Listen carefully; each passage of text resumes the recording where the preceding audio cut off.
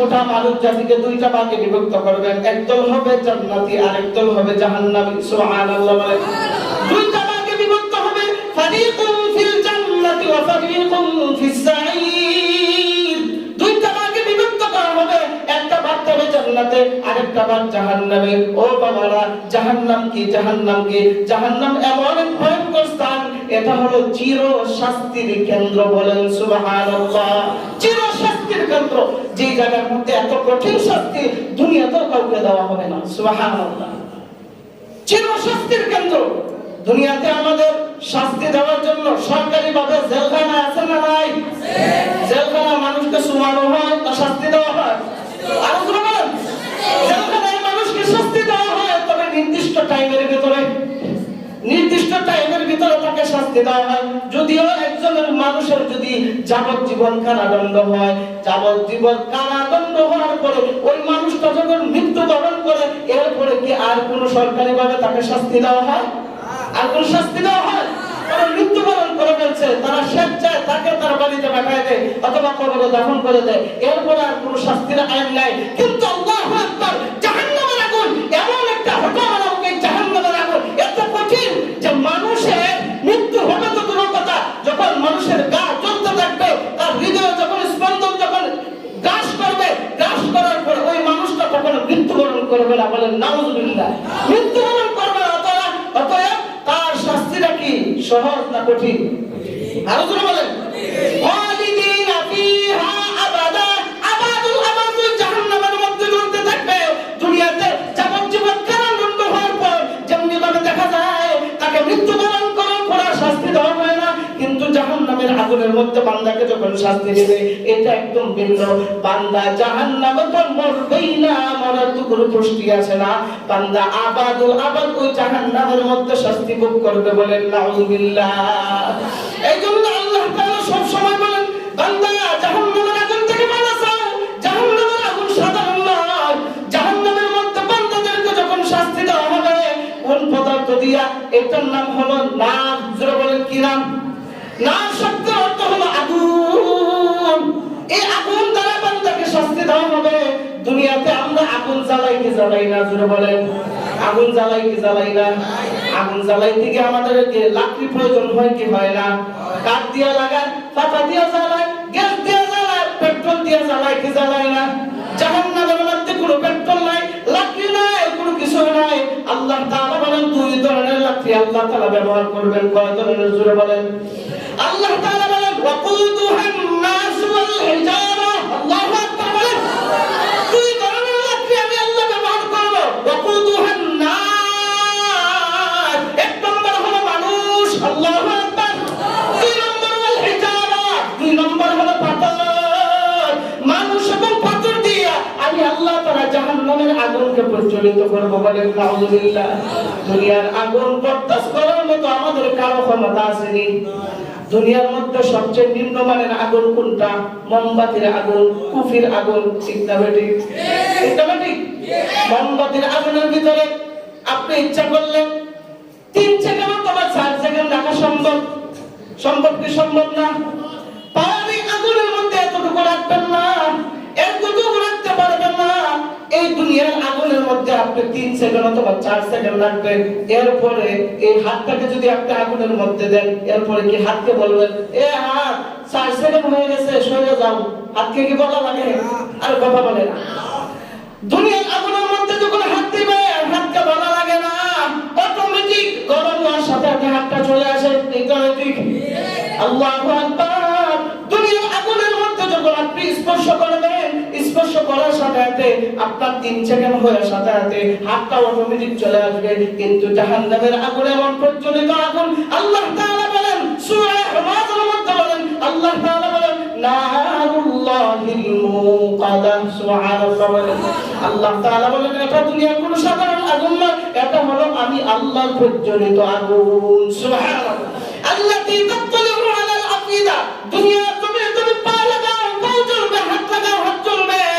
কিন্তু আমার এই জাহান্নামের আগুন এত ভয়ঙ্কর আগুন, দুনিয়াতে কোনো মানুষকে যখন, জীবিত মানুষকে যখন আগুনের মধ্যে পোড়া হয়, আগুনের মধ্যে যখন পোড়া হয়, তার রূহ নামক নিয়ামতটা, মৃত্যু নামক নিয়ামতটা আসার আগে ছটফট করে কি করে না? কথা বলেন, জোরে বলেন, ছটফট করে কি করে না? কিন্তু যখন আগুনের ভিতরে ওই মানুষটা যখন মারা যায়, এরপরে কি আর কোনোদিন ছটফট করে? আর ছটফট করে? আর ছটফট করে না। কিন্তু আল্লাহু আকবার, আল্লাযী তাত্তালিউ আলাল আফইদা, জাহান্নামের মধ্যে যখন কোন মানুষকে যখন ফালানো হবে, তার অঙ্গের কোন জায়গায় লাগার সাথে সাথে তার কলিজা পর্যন্ত পোড়া হয়ে যাবে। সুবহানাল্লাহ, কলিজা পর্যন্ত পোড়া হয়ে যাবে, কিন্তু মৃত্যু হবে না। সুবহানাল্লাহ, মৃত্যু হবে না। অর্থাৎ তার হাতটা জ্বলছে, আবার পুনর্জীবিত হয়ে যাবে। সুবহানাল্লাহ, আবার পুনর্জীবিত হয়ে আবার পুনঃ শুরু হবে। তার হৃদয়টা যখন গ্রাস করবে, গ্রাস হওয়ার সাথে সাথে আবার পুনরুত্থান হয়ে যাবে, আবার পুনর্জন্ম হয়ে যাবে। জন্ম হইয়া আবার সে প্রজ্বলিত আগুনের মধ্যে নিক্ষিপ্ত হবে। অর্থাৎ জাহান্নামের আগুনে বান্দা আবাদুল আবাদ জ্বলবে, কোনদিন মৃত্যুবরণ করবে না। সুবহানাল্লাহ, কারণ মৃত্যুবরণ বান্দা একবারই করে ফেলছে। কোথায়? দুনিয়াতে। কোথায়? আখিরাতে কি আমাদের কোনো মরণ আছে? আর কোনো মরণ নাই। মরণ একটাই, দুনিয়াতে আমরা তাইকা আসছিলাম, আসার পর আবার যখন চলে যাব, এটাই আমাদের মরণ। জাহান্নামে গিয়ে বান্দা মৃত্যুবরণ করবে না, জান্নাতে গিয়ে বান্দা মৃত্যুবরণ করবে না। এই জন্য আল্লাহ তাআলা বলেন, বান্দা যত পারো আমি আল্লাহর কাছে দোয়া করো, রব্বানা সরিফ আন্না আযাব জাহান্নাম ইন্না আযাবাহা কানা মারামা। ও আল্লাহ, জাহান্নামকে আমার কাছ থেকে দূরীভূত করে দাও, জাহান্নামের আগুন সইতে পারবো না, নিশ্চয়ই জাহান্নামের আগুন বড় ভয়ঙ্কর। আল্লাহ তুমি আমাকে জাহান্নামের আগুন থেকে বাঁচাও। আল্লাহর রাসূল সব সময় আল্লাহর কাছে দোয়া করতেন, আল্লাহুম্মা ইন্না নাসআলুকাল জান্নাতা ওয়া নাউযু বিকা মিনান নার। হে আল্লাহ, আমাকে তুমি জান্নাত দান করো, জাহান্নাম আমার কাছ থেকে তুমি দূরীভূত করে দাও। সুবহানাল্লাহ, আল্লাহর রাসূল দোয়া করছেন। আর আমরা আল্লাহর ভয় তো নাই, আর নাইসা বেড়াই। এজন্য আল্লাহর ভয় ভিতরে ঢোকান। জাহান্নামের আগুনের কথা স্মরণ করেন। জাহান্নামের আগুন এমন ভয়ঙ্কর, এমন ভয়ঙ্কর।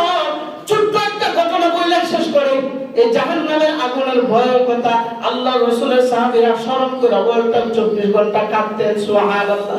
হযরত ওমর রাদিয়াল্লাহু তাআলা শাম দেশ সফর করতে গেছেন। সফর করা অবস্থায় সফর করিয়া যখন আবার ব্যাক করলেন, ইতিমধ্যে বুড়ির বাড়ি পাইলেন। বুড়ির বাড়িতে গিয়ে সাহাবায়ে কেরামদেরকে নিয়ে, তার সহপাঠীদেরকে নিয়ে দাঁড়াইলেন। আর বলতেছেন, এটা কি বুড়ির বাড়ি? বলে হ্যাঁ, বুড়ির বাড়ি। ঘরের দরজা দাঁড়াইয়া আওয়াজ দিলেন, বুড়ি মা আপনি কি ঘরে আছেন? বলে হ্যাঁ, ঘরে আছি। যখন বের হয়ে আসলো, আসার পর বলতেছে, বুড়ি মা আপনি কি অবস্থা আছেন? আপনার হালত কেমন? আমি কি হালতে আছি, আমার এটা কি কেউ খবর নেয়? আমি তো 3-4 দিন যাবত উপবাস অবস্থা আছি। বলে তাই নাকি? বলে হ্যাঁ। বলে আপনার ঘরের পাশ দিয়ে যে ওমর রাদিয়াল্লাহু তাআলা আনহু খলিফা গেছেন, আপনার কি জানা আছে? বলে জানা আছে, দেখছি দলবল নিয়ে সামনে দিকে যাইতেছে। আপনি কি ওমরকে কিছু বলতে পারলেন না? এমনি পরিমা বলে, আমি ওমরকে কেন বলবো? ওমরকে আল্লাহ তাআলা এই রাষ্ট্রের খলিফা বানাইছেন। এই খলিফা বানানোর পর তার যে দায়িত্ব, তার দায়িত্ব হলো তার রাষ্ট্রের মধ্যে যদি কেউ অনাহার অবস্থায় থাকে, কোন রাষ্ট্রের মধ্যে যদি জনগণ যদি অনাহার থাকে, যদি অজ্ঞাসভায় থাকে, যদি, তাহলে রাষ্ট্রের প্রধান সেইটা দেখবে। তাহলে আমি কেন তার কাছে বলবো? সে আমাকে কেন বললো না? এই জন্য আমি বলতেছি যে সে আমাকে যে খোঁজ খবর নিল না, আমি তাকে কোনো কিছু বলবো না, বিচার দিব আমার আল্লাহর কাছে। সুবহানাল্লাহ। আচ্ছা বলেন তো, হযরত ওমর কোথায়? পাশে বসা। হযরত ওমর কোথায়? পাশে বসা। হযরত ওমর যখন শুনছে, মাথা হাত দিয়ে দরজা করে এক দৌড় দিছে শহরে। সুবহানাল্লাহ। দৌড় দিয়ে গিয়ে বাইতুল মালের দরজা খুলিয়া সমস্ত মানুষদেরকে বলতেছে, বাইতুল মালের কি কি খাদ্য আছে আমার কাঁধে দাও। সুবহানাল্লাহ।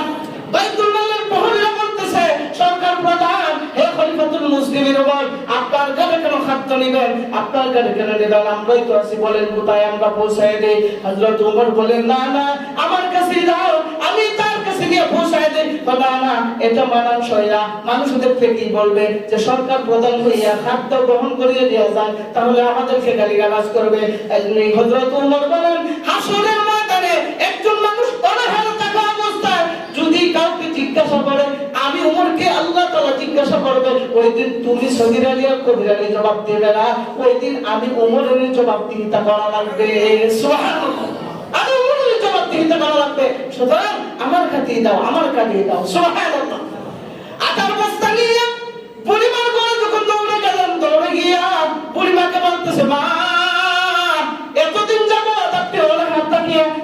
শরীরটা অসুস্থ হয়ে গেছে, আপনার দেওয়ার দরকার নাই, আমি নিজে রান্না করে আপনাকে খাওয়াই দিতেছি। সুবহানাল্লাহ। হযরত ওমর নিজে রুটি তৈরি করলেন, রুটি তৈরি করিয়া তাকে খাবার খাওয়াইলেন, খাবার খাওয়াইয়া এবার বলতেছেন, বুড়িমা খাবার তো আপনাকে খাওয়াইলাম, আমার নামটা তো আপনি জিজ্ঞাসা করলেন না। সুবহানাল্লাহ। এখন বুড়িমা হয়, তাই নাকি? বলে, বাবা তোমার নামটা কি একটু বলো তো। আমি হলাম খলিফাতুল মুসলিমিন ওমর। সুবহানাল্লাহ।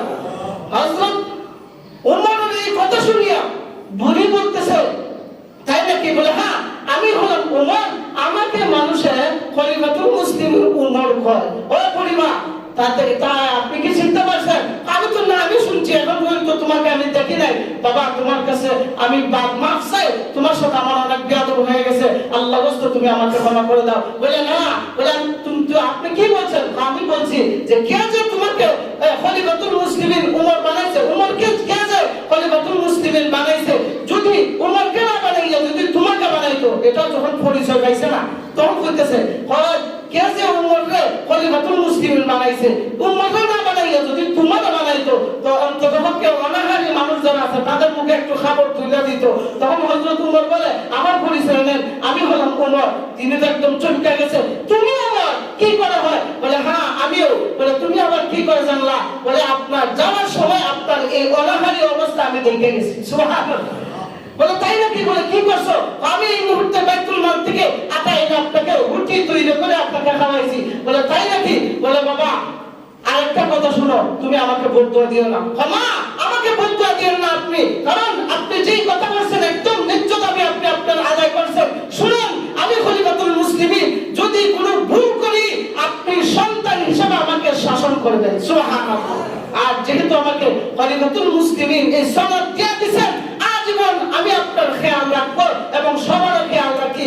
এই জন্য আল্লাহর কাছে আপনি যে বলছিলেন আল্লাহর কাছে বিচার দিবেন, আল্লাহর রাস্তায় আপনার পায়ে ধরে বলি, আল্লাহর কাছে আমার নামে বিচার দিবেন না। সুবহানাল্লাহ। আল্লাহর কাছে যদি আমার নামে বিচার দেন, ওই দিন কিয়ামতের ময়দানে আল্লাহ যদি আমার উপর রাগান্বিত হয়ে যায়, আল্লাহ যদি আমার উপর পাহাড়িয়াতের মেজাজ নিয়ে আল্লাহ তাআলা যদি আমার উপর রাগান্বিত হয়ে যায়, ওই দিন আমি জবাবদিহিতা করতে পারবো না, আল্লাহ জাহান্নামী হয়ে যাব। আর জাহান্নামের আগুন আমি উমর বরদাস্ত করতে পারবো না। সুবহানাল্লাহ। এই জন্য জাহান্নামের আগুন নিয়ে আল্লাহর কাছে ক্ষমা চাওয়া দরকার আছে না নাই? নামাজ হইরা না সাইরা? জোরে বল। নামাজ হইরা না সাইরা? মানুষের আইল খাইটা নানা খাইটা বন্ধুকে তো মসজিদে তো বড় হিসাব, আর যখন বন্ধ যায় গিয়া দেখে আইলা একটু টাকা হয়ে গেছে, আইলা একটু চিকন হয়ে গেছে, তখন অন্যকে তো খুব দিয়া মোটা ফেলে নাই। এমন হিসাব আছে না নাই? আছে না নাই? সাবধান, আল্লাহর কসম, দুনিয়ার এই চাকচমকে একটু সুন্দর দেখার জন্য, আপনার একটু জাগার জন্য আপনি যে অন্যজনের আইলা কাটলেন, আল্লাহর কসম করে বলি আপনার বাকি জিন্দেগিতে যতদিন আপনি নামাজ পড়ছেন এই কাজটা করার কারণে আপনার সব আমল বরবাদ। বলেন নাউজুবিল্লাহ। এই সুবল করে কেউ করবেন না। আল্লাহ তাআলা আমাদেরকে সবাইকে জাহান্নামের আগুন থেকে ফারাস আর তৌফিক আল্লাহ দান করুন। সবাই বলে আমিন। ওয়া আখিরু দাওয়ানা আলহামদুলিল্লাহি রাব্বিল আলামিন।